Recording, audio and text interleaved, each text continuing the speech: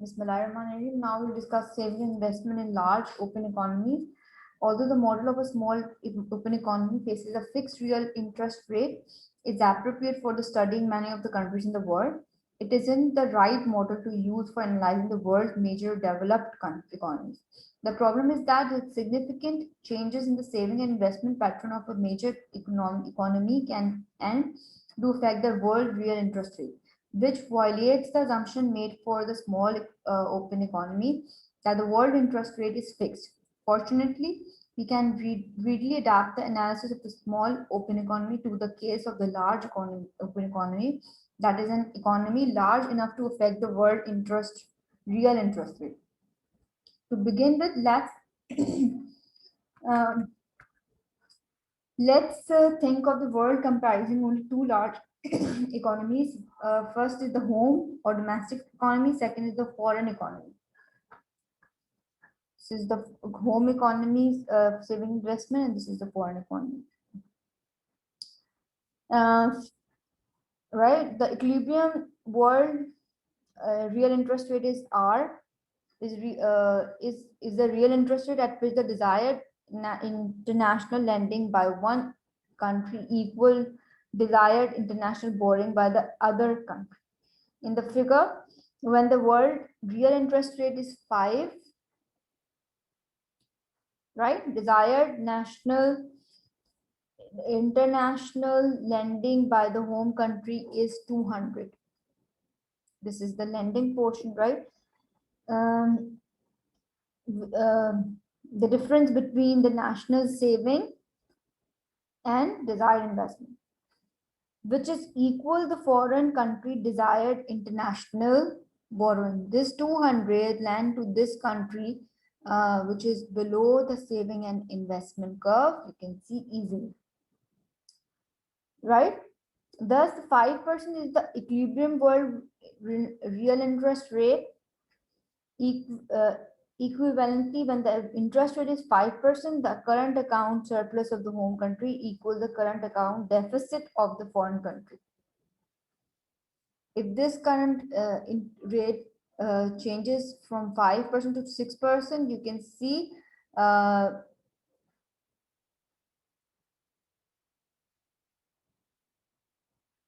right?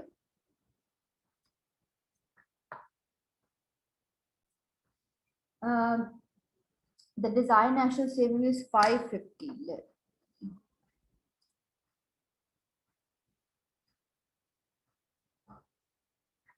The desired is 550 and the desired investment is 650.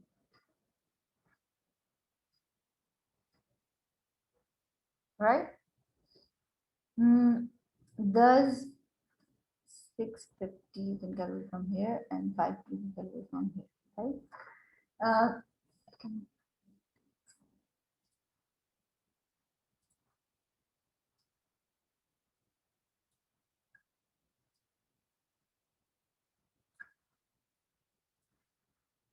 Thus, at 6% interest rate, the foreign country wants to borrow $100 million in the international capital market because this amount is less than 300 billion. 300 billion.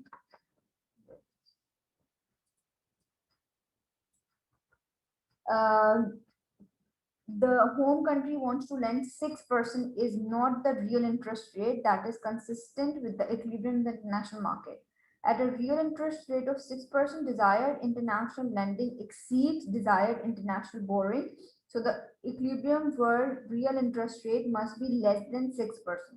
Let's try a real interest rate 5%. Figure 5 points. The figure A shows that the interest rate desired national saving is 400 and the desired investment is 200.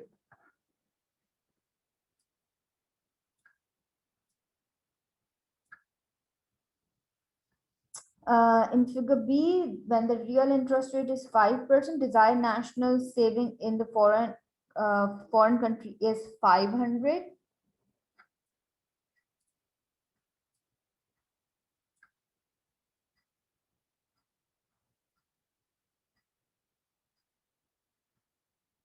and the desired investment is 700. So the foreign country desired international borrowing is 200 million, and at 5% interest rate, the desired international borrowing and desired lending are equal at 5%, right? Unlike the situation in a small open economy, for the large open economies, the world interest rate is not fixed because will change when desired national saving and desired investment changes in either country.